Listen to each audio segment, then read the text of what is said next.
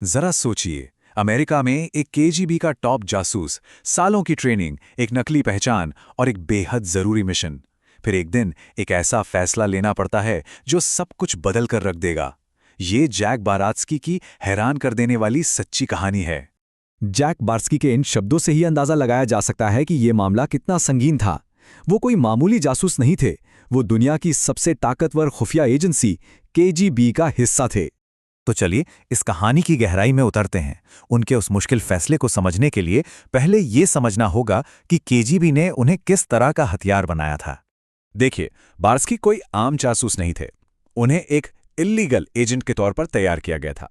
ये इंटेलिजेंस की दुनिया का सबसे मुश्किल काम माना जाता है।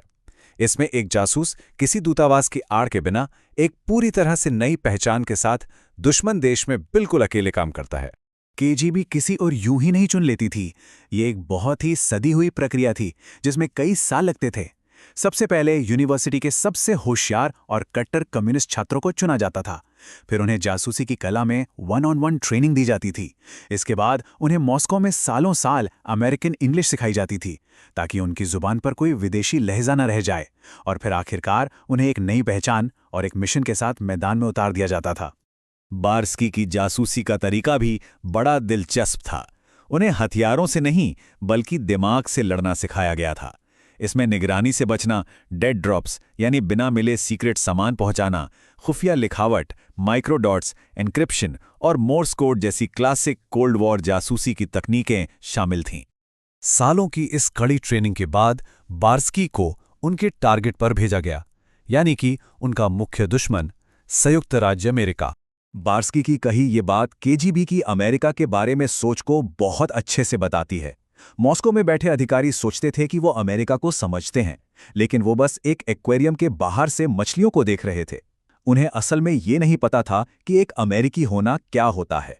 केजीबी के प्लान और अमेरिका की जमीनी हकीकत में जमीन आसमान का फर्क था।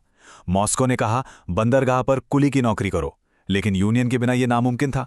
उन्होंने कहा टैक्सी ड्राइवर बन जाओ, लेकिन उससे कोई खास जानकारी मिलती नहीं। असल में तो उन्हें एक बाइक मैसेंजर के तौर पर शुरुआत करनी पड़ी, और पासपोर्ट बनवाने की एक नाकाम कोशिश ने तो लगभग उनका पर्दाफाश ही कर दिया था।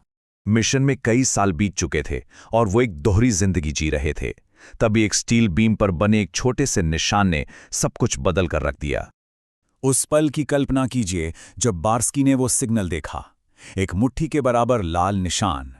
ये केजीबी का खतरे का सिग्नल था। इसका सीधा मतलब था कि उनका कबर खत्म हो चुका है और उन्हें फौरन देश छोड़कर भागना होगा। और बस यहीं पर उनकी जिंदगी का सबसे मुश्किल फैसला सामने आ खड़ा हुआ। तब तक बार्स्की सिर्फ एक जासूस नहीं थे, वो एक 18 महीने की बेटी के पिता भी बन चुके थे। ये फैसला बहुत बड़ा था। एक तरफ था केजीबी के पास लौटने पर हीरो जैसा स्वागत, पैसों की सुरक्षा और अपनी विचारधारा के प्रति फर्ज, और दूसरी तरफ अपनी बेटी के साथ रहने का मौका, एक आम अमेरिकी जिंदगी, लेकिन साथ ही केजीबी से बगावत करने पर मौत का यकीनी खतरा। अब ये फैसला एक अल्टीमेटम बन चुका था।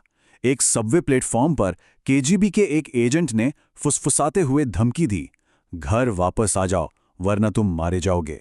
मौत का सामना करते हुए बारात्स्की ने अपने सबसे बड़े हथियार, अपने दिमाग का इस्तेमाल किया और एक आखिरी शानदार धोखा तैयार किया।